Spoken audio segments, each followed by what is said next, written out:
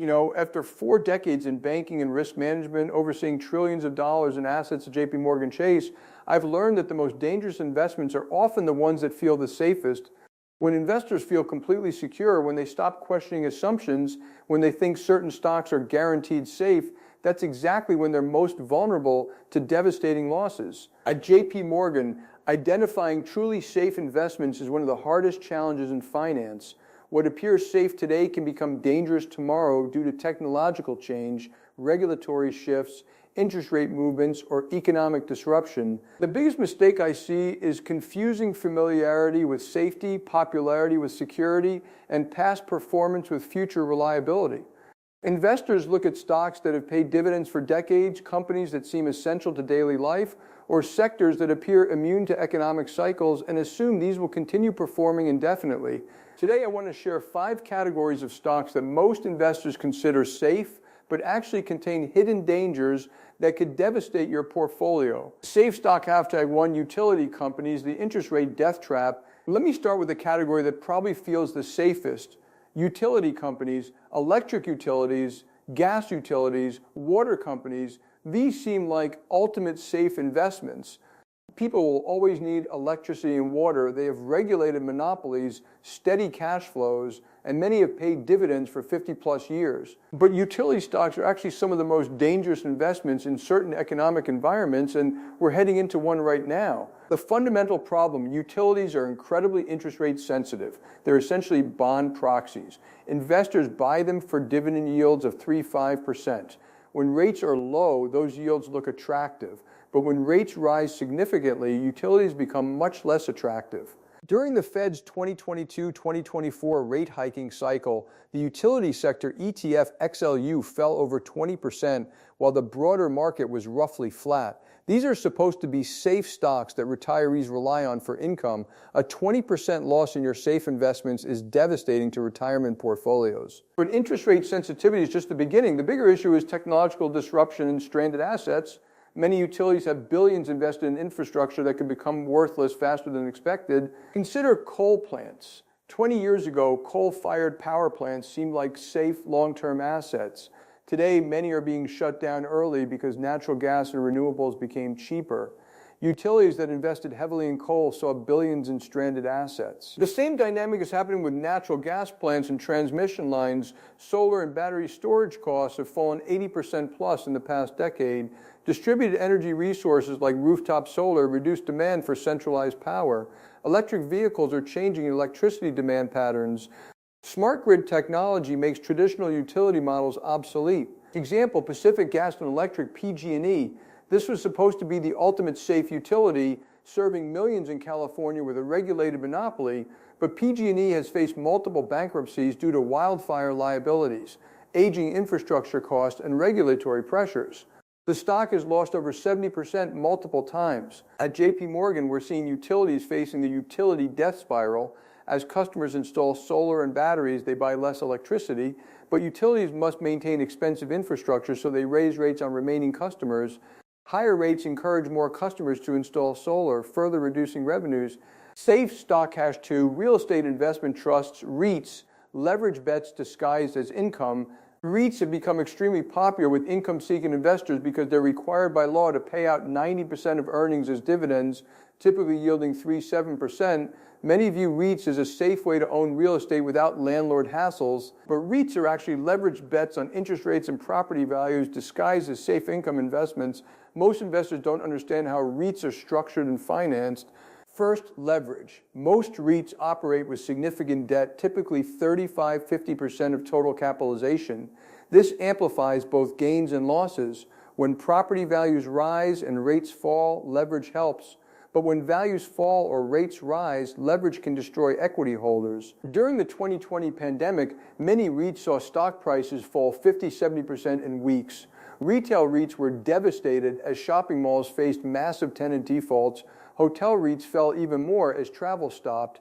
These safe income investments became some of the most volatile securities. Interest rate sensitivity is particularly dangerous because REITs compete directly with bonds for income-seeking investors. When Treasury yields rise significantly, REIT yields become less attractive on a risk-adjusted basis.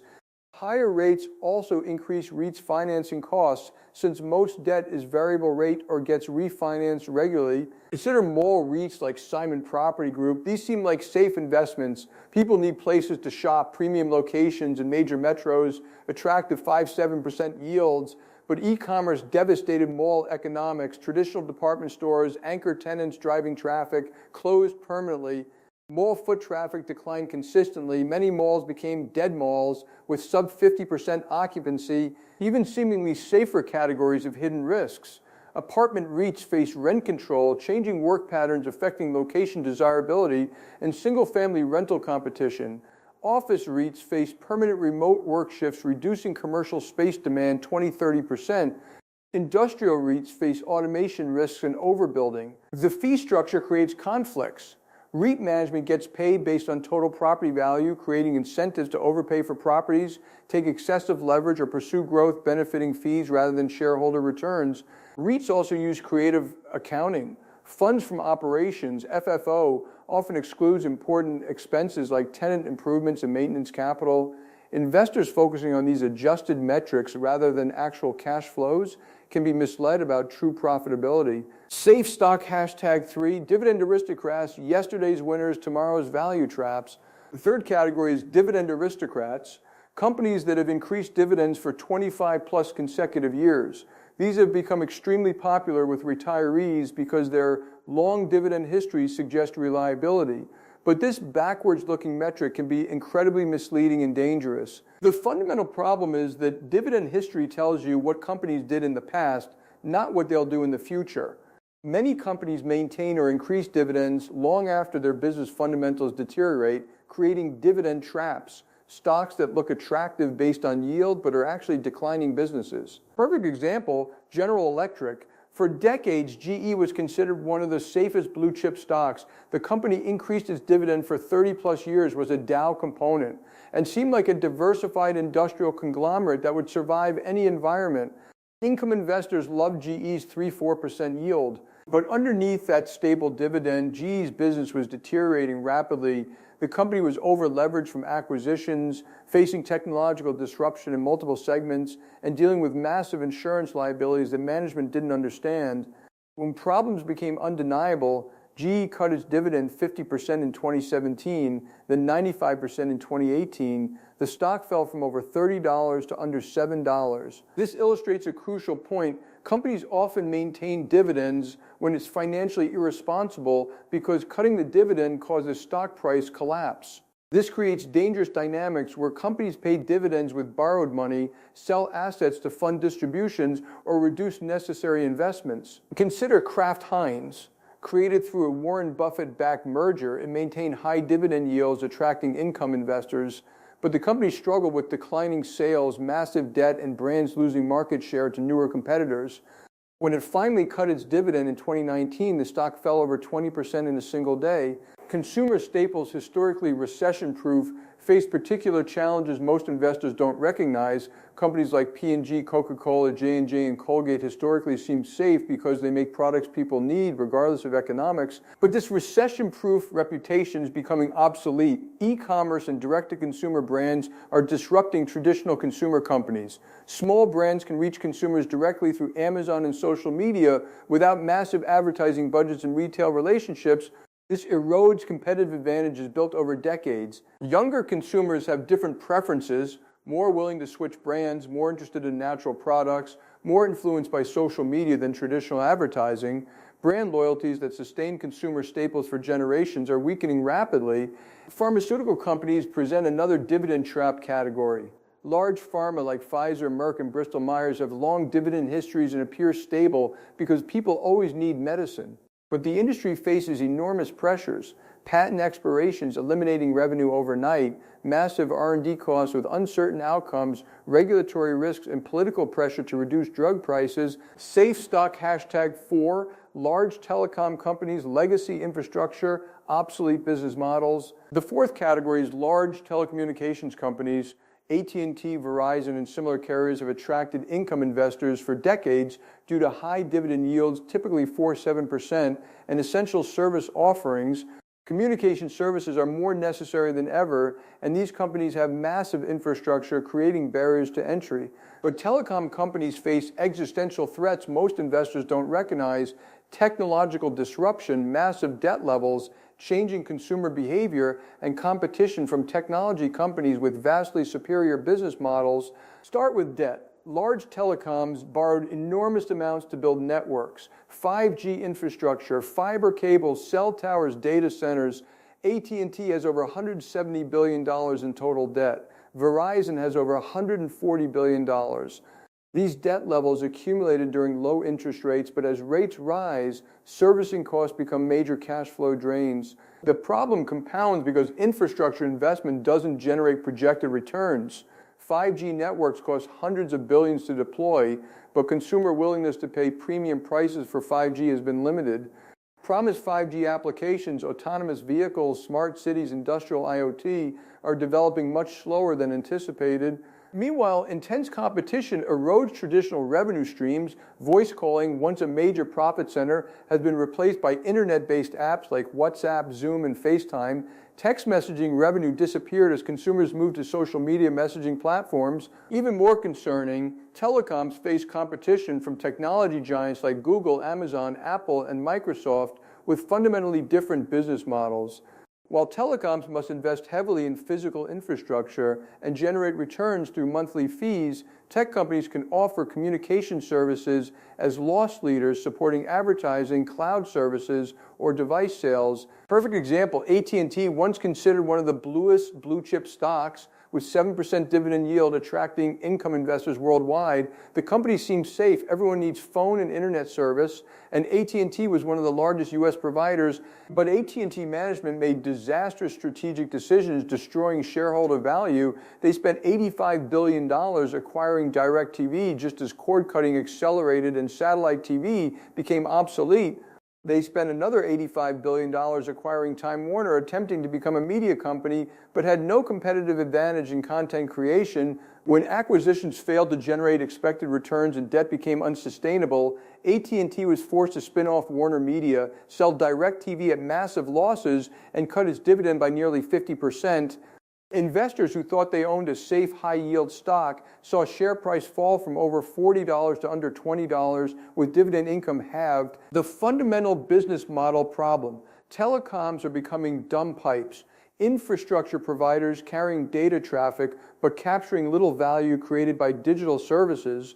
Real value in the digital economy is captured by software companies, platform companies, and data companies, not connectivity providers. Safe stock #5, large retail and consumer companies, disrupted by e-commerce and changing preferences. The fifth category is large retail and consumer companies, historically considered defensive investments. Companies like Walmart, Target, Home Depot, McDonald's, and Starbucks have attracted conservative investors because they provide essential goods and services people need regardless of economics. Many have long dividend histories and survive multiple cycles, creating an appearance of safety. But retail and consumer landscape is undergoing the most dramatic transformation in over a century. Companies that seemed invincible a decade ago now face existential challenges from e-commerce, changing consumer preferences, and new competitive dynamics. Traditional retailers are struggling to adapt to the fundamental shift toward online shopping. E-commerce penetration accelerated dramatically, particularly since COVID-19, with no signs of slowing. But most traditional retailers built business models around physical stores, and transitioning to e-commerce is much more difficult and expensive than investors realize. E-commerce economics are completely different from traditional retail. Physical stores benefit from economies of scale. Larger stores stock more inventory and spread fixed costs over more sales. But e-commerce benefits from network effects and technology leverage that traditional retailers struggle to replicate. When traditional retailers compete online, they face profitability problems. They still have fixed costs of physical stores, rent, labor, inventory, but add e-commerce costs, websites, fulfillment centers, delivery, logistics. This dual cost structure makes competing on price with pure-play e-commerce companies difficult. Consider Bed Bath & Beyond, once considered a stable retail investment with strong brand, loyal customers, and prime locations. But as consumers shifted to online shopping for home goods, Bed Bath & Beyond couldn't compete with Amazon's selection and convenience. The company filed for bankruptcy in 2023, eliminating shareholder value. The grocery sector illustrates these challenges clearly. Grocery stores were traditionally recession resistant because people always need food. Companies like Kroger and Albertsons were viewed as safe defensive investments with stable cash flows, but grocery e-commerce is growing rapidly and economics are challenging. Online grocery fulfillment requires significant labor for picking and packing, refrigerated delivery vehicles, and complex logistics for perishables. Many grocery companies lose money on e-commerce orders, hoping to compensate through increased loyalty. The restaurant industry faces similar disruption from delivery apps and changing preferences. McDonald's, considered a safe dividend stock due to global brand recognition and franchise model, faces challenges from delivery economics, labor cost inflation, and competition from fast casual concepts. Food delivery apps like DoorDash and Uber Eats charge restaurants 15-30% commission on delivery orders, significantly reducing profitability, but restaurants feel compelled to participate because consumers increasingly expect delivery options. Consumer preferences also shift in ways disadvantaging large established companies. Younger consumers prefer authentic, local, and sustainable options over traditional fast food brands. They discover new restaurants through social media rather than traditional advertising, reducing the value of large marketing budgets. The beverage industry provides another disruption example. Coca-Cola has been considered one of the safest dividend stocks for decades, with global brand, essential product, and long dividend growth track record. But consumer preferences shift away from sugary soft drinks toward healthier alternatives like sparkling water, kombucha, and functional beverages. Risk assessment framework: how to identify truly safe investments. Now that I've explained why these safe stocks are dangerous, let me share how we approach risk assessment at JP Morgan to identify truly safe investments. Safety isn't about what worked in the past, it's about what will work in the future given current and emerging risks. Our framework evaluates 5 critical factors: business model sustainability, financial structure resilience, competitive positioning strength, regulatory and environmental stability, and management quality and strategic clarity. Business model sustainability means asking whether a company's way of creating value will remain relevant and profitable. We analyze technological disruption risks, changing consumer preferences, new competitive dynamics, and regulatory pressures that can make business models obsolete. Sustainable companies have clear competitive advantages that are difficult to replicate and revenue streams that aren't easily disrupted. Financial structure resilience focuses on balance sheet strength, cash flow generation, and capital allocation discipline. We look for low debt levels, strong free cash flow generation, and management teams prioritizing financial flexibility over aggressive growth. Resilient companies can survive economic downturns, competitive pressures, and unexpected challenges without cutting dividends or taking excessive debt. Competitive positioning strength evaluates whether companies have defensible market positions, allowing them to maintain pricing power and market share despite competition. We analyze brand strength, customer loyalty, distribution advantages, cost structures, and barriers to entry. Strong competitive positions enable maintaining profitability when facing new competitors or economic challenges. Regulatory and environmental stability assesses political and regulatory risks that could affect profitability. We evaluate potential regulatory changes, environmental liabilities, political pressure, and social license to operate. Companies in stable regulatory environments with strong stakeholder relationships are less likely to face unexpected policy changes, destroying value. Management quality and strategic clarity focuses on leadership teams' ability to navigate challenges and make sound capital allocation decisions. We analyze track records, strategic communication, compensation alignment, and decision-making processes. High-quality management teams are more likely to adapt successfully to changing conditions. Truly safe investments typically share several characteristics. They operate in essential industries that aren't easily disrupted, have strong balance sheets with low debt, generate consistent free cash flow, easily covering dividend payments, have competitive advantages difficult to replicate, and have management teams with excellent track records and clear strategic vision. But even safe companies require ongoing monitoring because business conditions change constantly. What appears safe today may become risky tomorrow due to technological advancement, regulatory changes, or competitive dynamics. For individual investors seeking safe income, I I recommend focusing on diversification across truly different business models and geographic markets rather than concentrating in any single sector that appears safe. The most dangerous portfolio mistake is believing any single investment category is completely safe and loading up on multiple companies in that category. Remember, the most expensive words in investing are "this time is different" and "this is safe." Both statements reflect overconfidence that usually precedes significant losses. True investment safety comes from understanding and respecting risks, maintaining diversification, and staying humble about what we can and cannot predict.